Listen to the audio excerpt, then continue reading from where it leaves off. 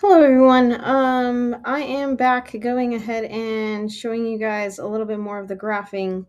My previous video had an error, so we are going to go ahead and we're going to go into detail about specifically the bar graph and creating a series on there. So first thing that you all have to do is to make sure that you go ahead and you get uh, to sum up your data so that you have a number of species. I am very simply going to go ahead and use the sum function, highlight that, and go ahead and have that as my sum. I'm going to carry this across, and those are my totals on there. And then I'm going to go ahead and I'm going to average these. So I'm going to average that, and you will have, something like that in which I can go ahead and I can uh, measure. So I will go ahead and I'll have something like that. So that is how you can go ahead and end up getting averages. What we are going to go ahead and what we're going to compare in this video is we're going to talk about how to go ahead and how to graph some of these averages against each other. So I'm also going to go ahead, I'm just going to average each total on here, and I'm going to copy this right across. And again, please make sure that you all are going ahead and looking at your hypothesis and make sure that whatever you're graphing will go ahead and will answer your hypothesis. Okay, so in this example, I am going to go ahead and I'm going to highlight these three things right here.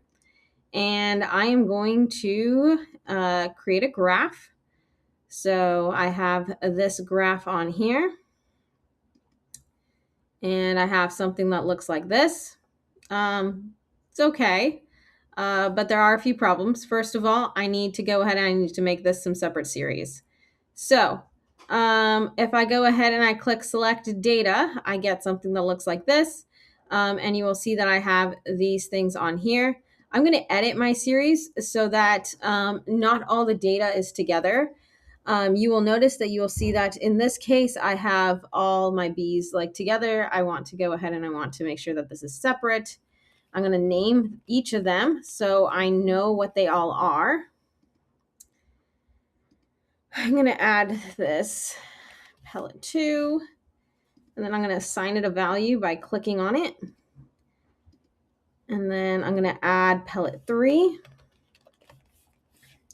And again, I'm going to assign a value by going ahead and clicking on it. And what you will see is that it will turn into 3 separate colors, which is cool. And then we will go ahead and we'll have that. We're not going to do that right now. Cancel. And we're going to click OK. And you'll see that now I have 3 separate bars on here. Now I need standard deviations. So I'm going to go ahead. I'm going to first of all figure out what my standard deviation is. I'm going to go ahead and I'm going to go equals standard dev A. I'm going to highlight this, and I am going to go ahead. I'm going to have that standard deviation. I'm going to carry this across so that I have this.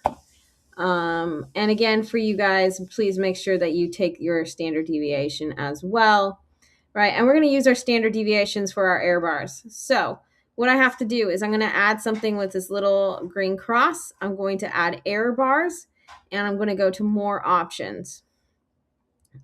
Right. You have all these options on here. What I want is the custom one. And I'm going to tell the computer what value I want. The default is 1. It is 1.19. You can go ahead and you can click it, or you can actually write it in. And you will see something that looks like that. Because it is plus and minus, you'll see that it actually extends down into the negative, which is okay in this case. So you go ahead and you keep going. You click on the orange bar, and again, I'm going to add error bars on there. I'm going to go to more options again, and I'm going to go ahead. I'm going to specify my value. I'm going to tell my computer I want it 0.96, and another one that is the 0.96. So I basically click on that twice, click OK. And this makes sense if you look at the size of the bars, they are slightly smaller, which makes sense with our data. I'm going to go ahead, I'm going to do the same thing. I'm going to click the green one right over there. And I'm going to, again, add error bars. More options, custom, specify value, click on my value, that 0.85. And then again, that 0.85. And, oh no, sorry, I put the 1 plus, didn't delete. And I'll have that. And again, I see that this is, I have that slightly decreasing value, which corresponds with the data that I actually graphed. Okay, so now I'm going to go ahead and I'm going to add my title, average,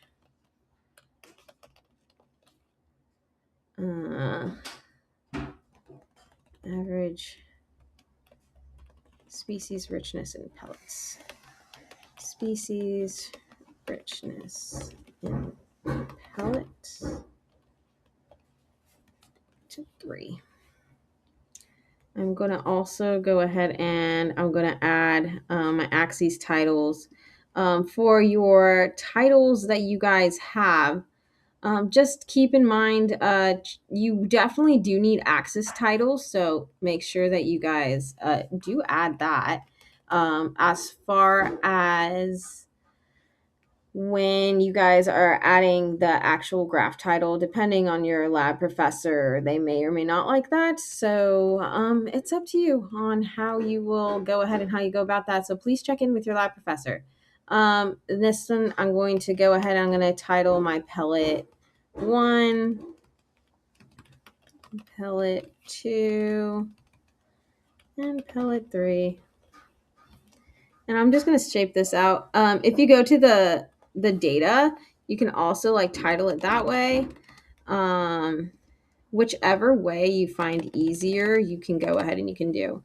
So if you guys noticed, when we went ahead and when we did this, we had select data, the horizontal axes. That's another way that you can go ahead and you can change that. So you can also do that there. So whatever works for you, you can go ahead and you can do. Okay, to go ahead and is to write about your figure.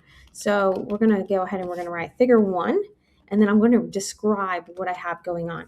So I can write like figure 1, and then I can write average number of species in the Southwest from 3 pellets, from 3 separate pellets. Pellets. So yours would go ahead and you would have to modify. So since you guys are talking about your hypothesis, you can go ahead and yours can be a little bit more specific than what I have. So remember again, this is just an example of how to do it. I know this is correct because I have 3 different colors that are happening on each of the bars, and then